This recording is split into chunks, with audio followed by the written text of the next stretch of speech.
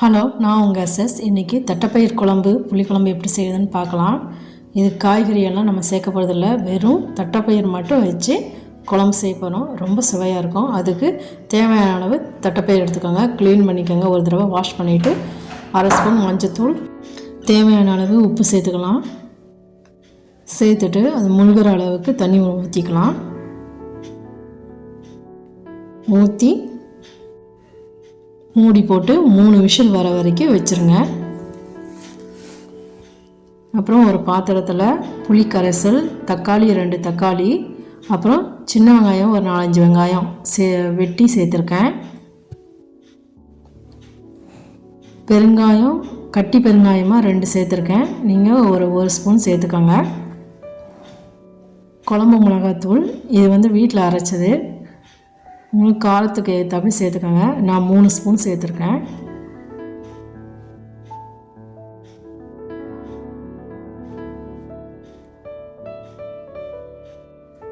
மல்லித்தூள் ஒரு 2 ஸ்பூன் சேர்த்துக்கோங்க. இது குழம்ப கொஞ்சம் திக்காக காட்டும். எண்ணெய் 1 ஸ்பூன் சேர்த்துக்கோங்க.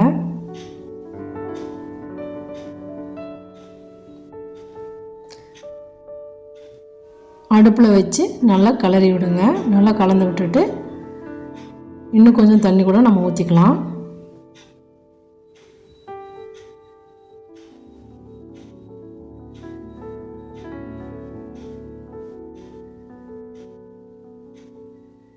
சால்ட் இதுக்கு தேவையான அளவு போட்டுக்கோங்க. இந்த குழம்புக்கு தேவையான அளவு சால்ட்டு சேர்த்துக்கோங்க.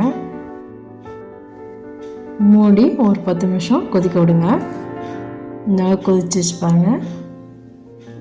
இந்த ஸ்டேஜில் நம்ம வேக வச்சு வச்சுருக்கிற தட்டைப்பயிர் சேர்த்துக்கலாம். தண்ணியோடு சேர்த்துக்கோங்க. தண்ணியை கொட்டிடாதீங்க, சத்தெல்லாம் போயிடும். அதனால் தண்ணியோடையே நம்ம சேர்த்துக்கலாம். சேர்த்துட்டு நல்லா ஒரு தடவை கலந்து விடுங்க.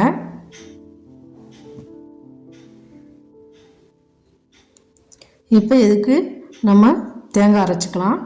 அதுக்கு ஒரு மிக்ஸி ஜாரில் 1 ஸ்பூன் சோம்பு சேர்த்துக்கோங்க.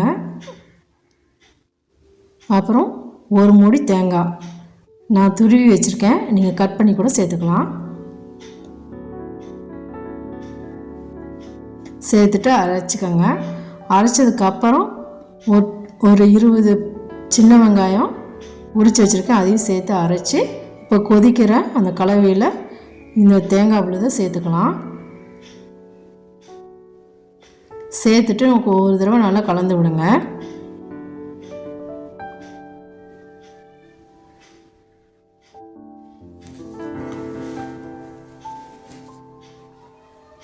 இதில் காய்கறி நம்ம எதுவும் சேர்க்கறதில்ல, இருந்தாலுமே குழம்பு நல்லா திக்காக வரும் பாருங்க.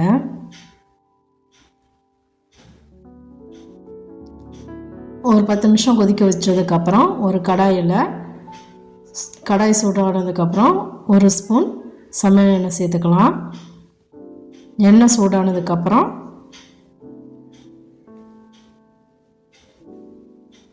1 ஸ்பூன் கடுகு சேர்த்துக்கலாம்.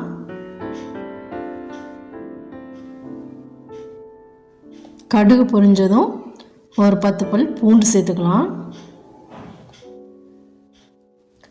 பூண்டு கொஞ்சம் ஓரளவுக்கு வதங்கணும்.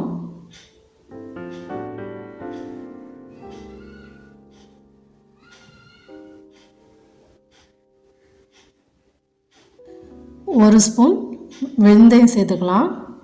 புளிக்குழம்புக்கு டேஸ்ட்டே வெந்தயம் தான். அதுக்கப்புறம் சின்ன வெங்காயம் வெட்டி வச்சுருக்கோம், ஒரு 10 வெங்காயம், அதையும் சேர்த்துக்கலாம்.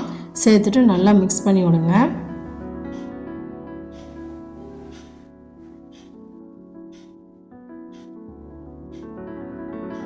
ஒரு கொத்து கருவேப்பிலை சேர்த்துக்கலாம். வெங்காயம் நல்லா பொன்னிறமாக பொரிஞ்சு வரணும். நல்லா பொரிஞ்சதுக்கப்புறம் குழம்புல சேர்த்துடலாம். சூப்பரான தட்டைப்பயிறு குழம்பு ரெடி. தேங்க்யூ ஃபார் வாட்சிங். பிடிச்சிருந்துன்னா ஷேர் பண்ணுங்கள், லைக் பண்ணுங்கள், சப்ஸ்கிரைப் பண்ணுங்கள்.